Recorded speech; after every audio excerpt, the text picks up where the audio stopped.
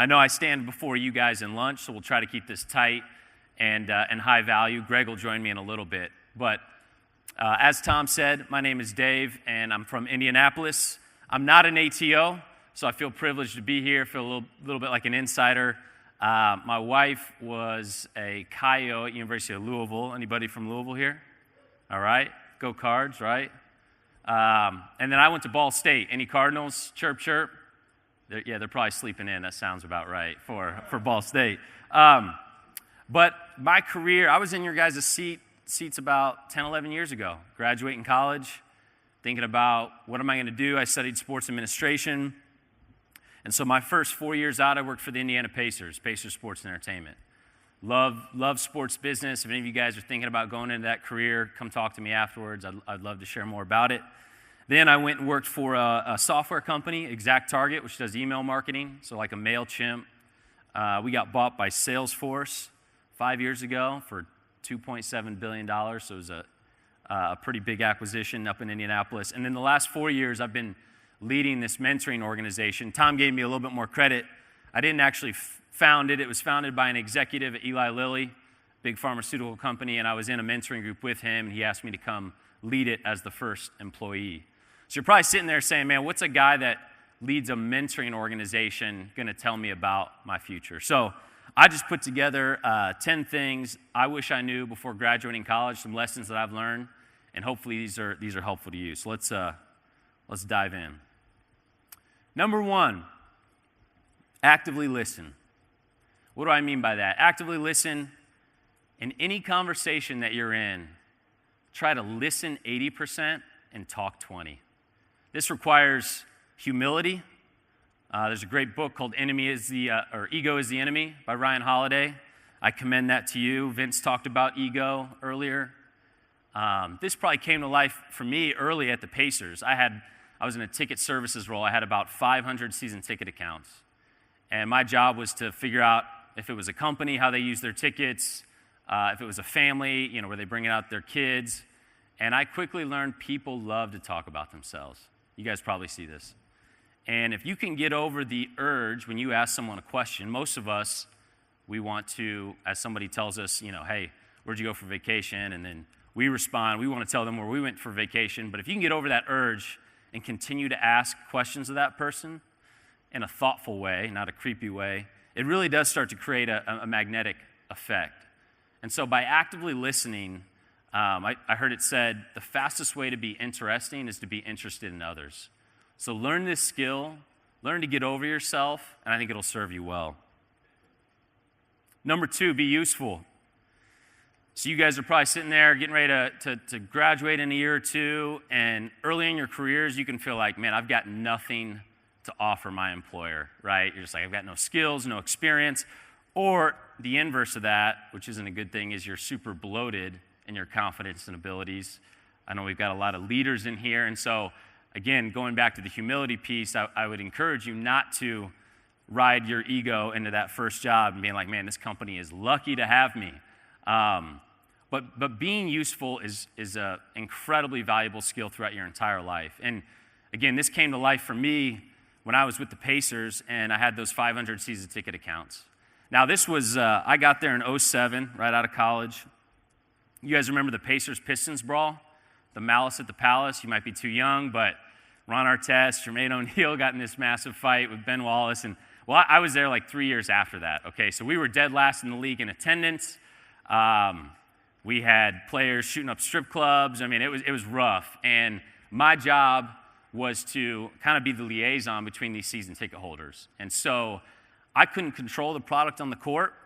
It was bad, but what I could control was my interactions with my clients. So I would try to do things like upgrade their tickets for a game. So if they were balcony season ticket holders, how do I get them down to the lower level? I had assets like that. If they're bringing their son or their daughter out to a game, do I get a little jersey made with their name on it? Things like that could really create experiences and value despite having no control over the product on the court. And at the end of the year, when people would come time to renew and they'd be like, hey, we're going to renew our tickets not because of the team, but because of how you took care of us, that showed me that the value of creating just small, frequent touches throughout the year. So learn to be useful. It's a skill that'll take you, throughout your entire career. Number 3, discipline curiosity. So you've heard, I think Hal talked about it yesterday. Curiosity is a great character trait. I look for it in people that I hire, people that I want to work with. If you're not curious, you're just going to miss out on a lot in life. And so I want to work with curious people. However, I think there's a downside to curiosity. I don't know if you guys have taken Strengths Finders. My top 5, my number 3 is input. So input means I like to take in information from a variety of sources, magazines, articles, books, you name it. But too much information really can lead to inaction. And so I've learned that I've got to have discipline with that. Example of this is you guys are on your laptops having 15 tabs open, right? I'm going to read that article later. I'm going to read that. And then it just starts to create really no ability to move forward. And so learning to prioritize what you need to get done and focusing on the right things versus everything. So bring a sense of discipline to your curiosity as you get rolling in your career. Number 4, play to your strengths. Now, when I was your age, 10, 11 years ago, I didn't know what my strengths were. And maybe you're sitting there and you're like, yeah, I don't know what my strengths are. I'm studying this, but I don't know if it's even what I want to work in. And so the best way to figure out what are your strengths is to just try things, to take internships, to take jobs on campus or volunteer. And a good way to determine what your strengths are, and we all have unique gifts and talents. Like, sometimes I call them superpowers. Everybody's got one. The way to figure that out is what are those things that when you do them, hours go by, and it feels like it was just a couple minutes. It gives you strength. The inverse of that, things that probably aren't your strengths, are those things that just suck the energy out of you. Some of you in here might be spreadsheet jockeys. You love getting in Excel, and you can do it for 10 hours. For me, I can do that in bursts, but it drains the life out of me. I'd rather be out. I'm more of a sales marketing background, interacting with people, and how do I influence others to kind of get involved with whatever it is I'm involved with. So learn to play to your strengths. And I would say the further you get in your career, double down on your strengths versus trying to incrementally improve your weaknesses. Number 5, stay on offense. I really believe life is 10% your circumstances, 90% how you respond to them. And probably about 4 or 5 years ago, so I didn't do this right out of college, I had a mentor tell me about a process that he uses every week. It's called the Weekly Scorecard. Here's an example of mine. I don't know if they can get it up there, but I write this every Sunday night, Monday morning. My wife's sitting over there. She probably thinks, I know she thinks I'm a little neurotic about it, but this is a way for me to really manage what are the outcomes that I'm chasing that week. Not the activities, and there's a difference, okay, activities versus outcome. A lot of us like to run around, do a bunch of activity, creates busy work, we feel good, we're checking stuff off our list, but that scorecard, it's really telling because what doesn't go on it is just as important as what does go on it. Outcomes are those things of, okay, what do I want to have done come Saturday morning? And I put stuff on there that's in my personal life. Hey, I want to run 10 miles, 15 miles, whatever, and then a lot of it is work-related, some of it's family-related. I got a couple kids, and so being able to have some sort of system that keeps you on offense, and this is a muscle that you have to build and develop. It really is, and not many people do this. So if you do this, you're going to be in the top 10% of people. But it's a muscle that you have to build and develop, and as you do it, your capacity starts to increase. You can stretch your goals and get bigger, more things done. So stay on offense. Number 6, show up. You might be sitting there being like, really? Like, show up? This is one of your top 10 lessons, but I promise you, this world is full of flaky people who do not follow through on their commitments. And if you just simply show up, it'll set yourself apart from at least 50% of the people. I think a lot more than that. An example for me in my life was, this goes back to college. I tried to make the most of my classes. Maybe you guys do or don't, I don't know. But in all 8 of my semesters at Ball State, because I was at each class, because I engaged and teacher knew who I was, there was at least one class a semester where I was excused from having to take the final. Just because they knew that I was there, I was doing well, and they're like, you don't need to take it. Like, you know this. And so by showing up, I think, and you'll start to develop a reputation as somebody who's reliable and gets things done. And even when it's difficult, stick to your commitments, be a man of your word, and it'll take you far. Number 7, be the most cogent person at the table. You might be saying, what's cogent mean? Cogent just means believable or convincing. And for me, this comes down to preparation. Prepare. When I learned this, again, going back to my time with the Pacers, but I had those 500 season ticket accounts. I didn't talk to all those people every week. It was too many people to talk to. But I started to develop a note system, so kind of my own personal CRM. We had a CRM for the Pacers, but whether you guys have Microsoft Outlook, Gmail, right, you can create a contact for somebody, and I just tried to pick up personal information, like what's this person's spouse name, what are their kids' names, where they like to vacation, what's their company do, things like that. And I would date the note, and you're not looking for perfection here, but just a few things, and if I don't talk to that person for 3 months, 6 months, I can go back and reference that, and it jogs my memory. So by trying to connect the dots and do my homework, every time I would show up for an interaction, I would have that kind of in the back of my head and have a sense of who this person was. So there's a great quote, by failing to prepare, you're preparing to fail. So be the most cogent person at the table. Number 8, abundance mentality is greater than a scarcity mentality. Most people operate out of scarcity mentality. You'll soon find that out if you haven't already. They think there's one pie in life, and we're all out vying for the biggest slice of that pie. I choose not to think that way, and that I probably didn't think that way 10 years ago, but as I've kind of gone through my 20s, now into my early 30s, I try to operate out of an abundance mentality. Yeah, I lead a nonprofit now, Edge. Never thought I'd be working for a nonprofit, but I do now. And I could think about it as, hey, I've got other nonprofits that I'm competing with for donor dollars. And while there's some truth to that, that's not how I choose to think.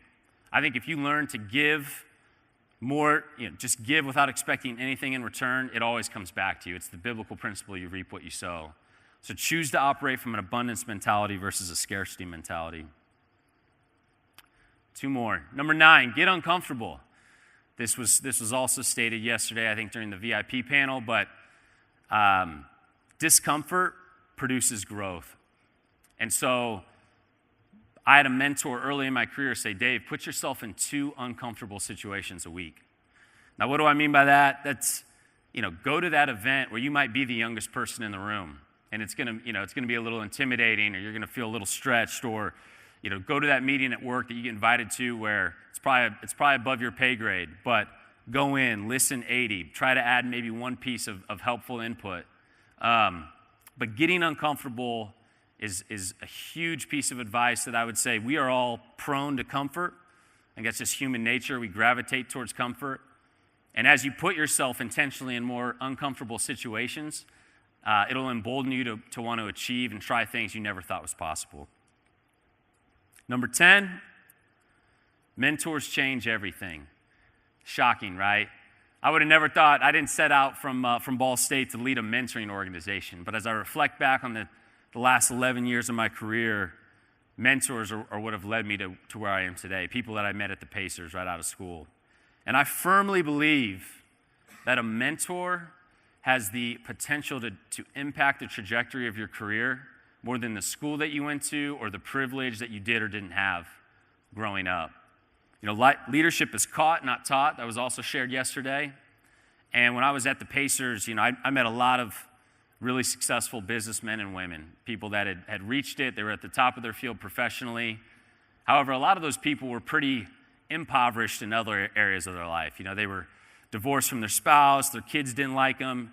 So I always looked for people that really modeled whole life excellence. People that, yes, were excellent in what they did professionally, but also really had an admirable personal life. And they weren't cocky or arrogant about it. It was who they were. So finding somebody that might be 10, 20, 30 years ahead of you who gives you a visual of what you aspire to in the future. Mentors change everything. And at Edge, we've tried to create that. So our mentors are generally 35, 40, and older. Mentees are ages 22 to 32. So some of you in this room fall into that. It's typically right after college. And so we're trying to take young leaders, our mentees that are in those first 10 years out of undergrad, and come around them to say, how do we accelerate your development in your 20s so that your impact over the course of your lifetime can be maximized. And so I want to bring up one of our rock star Edge mentors, Greg James. Help me welcome Greg up to the stage.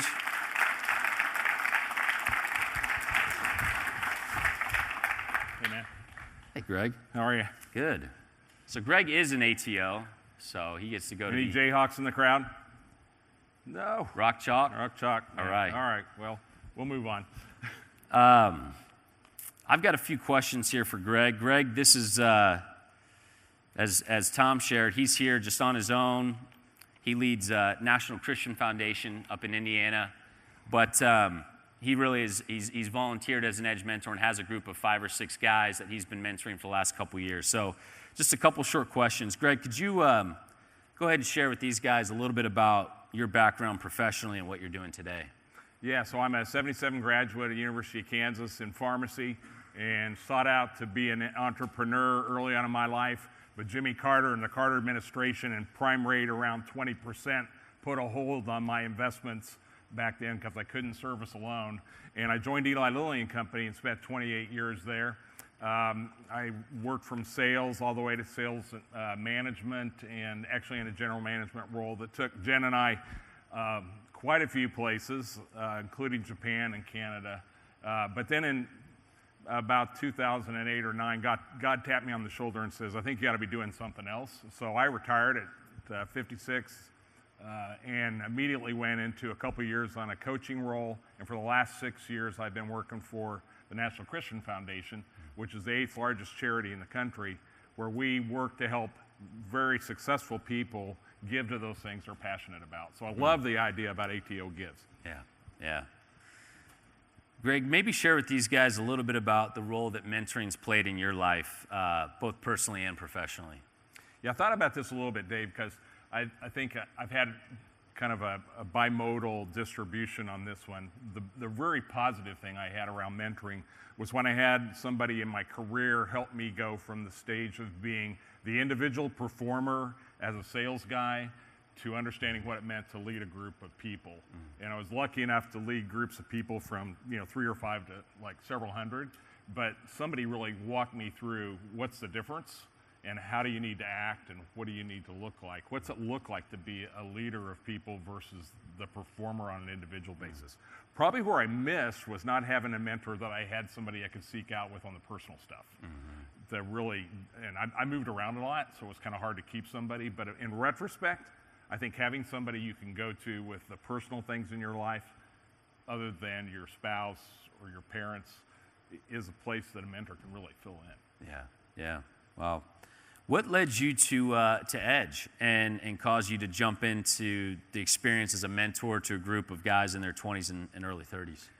Yeah, there's a group of guys in Indianapolis, and they call themselves Citizen 7 or Narnia, and they're really a group of leaders in the community that are trying to make Indianapolis a better place to live.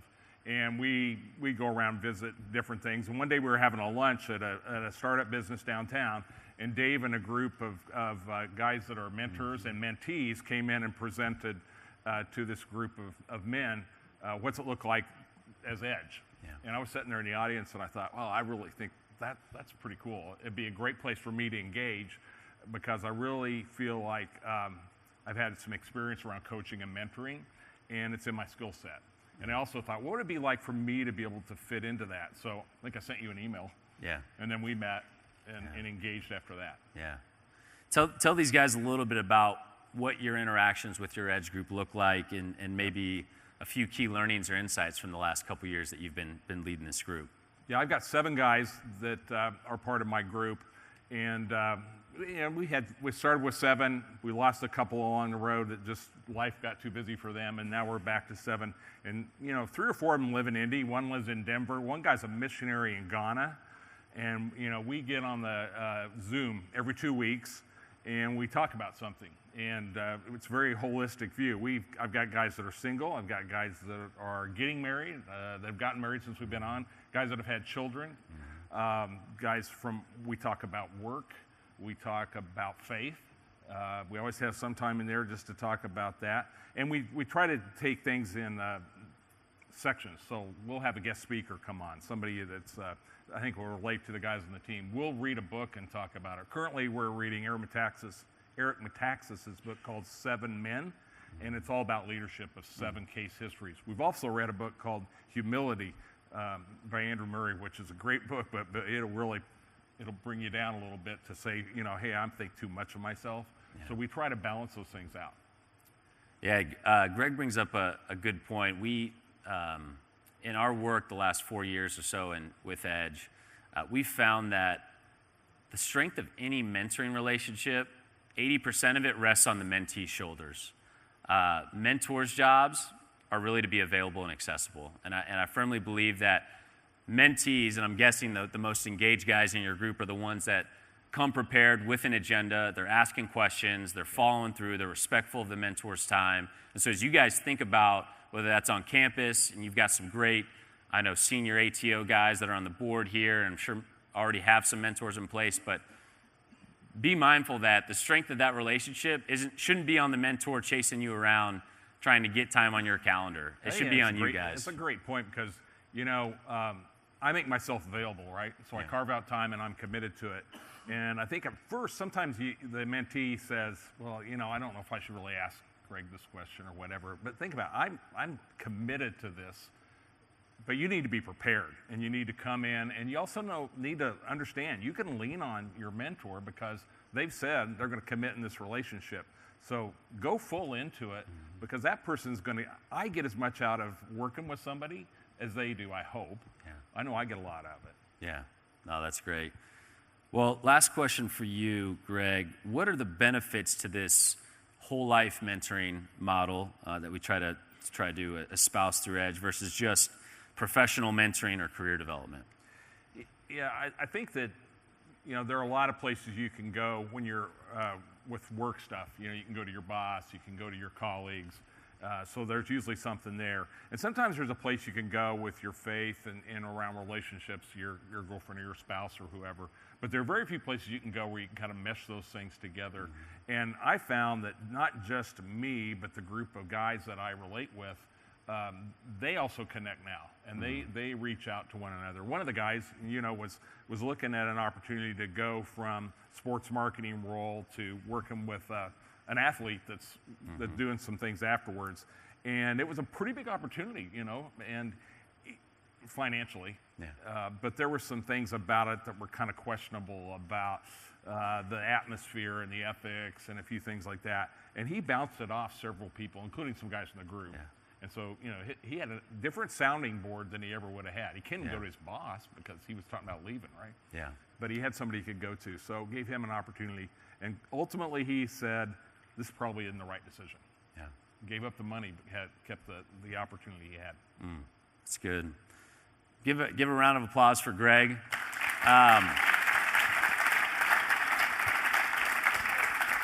So real quick, 2 more minutes, and then I'll let you guys get to lunch. But if you're curious about Edge, we've got an annual leadership conference called EdgeX. It's going to be on Friday, October 5th in Indianapolis. It's 4 hours, half day. Hope to have a number of local ATOs. Thanks to Tom and Wynn for their support. But we're going to have Tony Dungy, David Novak, who's the chairman CEO of Yum Brands, Newt Crenshaw, who's the CEO of Young Life, a number of other leaders there. And so we'd love for you guys to come. If you're in the Midwest, we've got people from, I think, 15 states already registered, but that's EdgeX on Friday, October 5th. And then to learn more, go to edgementoring.org/connect. So some of you, like I said, if you're still in college, you're probably a touch young. If you're out or you're graduating in a year, look us up. This is a great opportunity. It's free. You just have to apply, and then we get you into a group with a mentor and a set of peers that are in a similar life stage. So thank you for having me.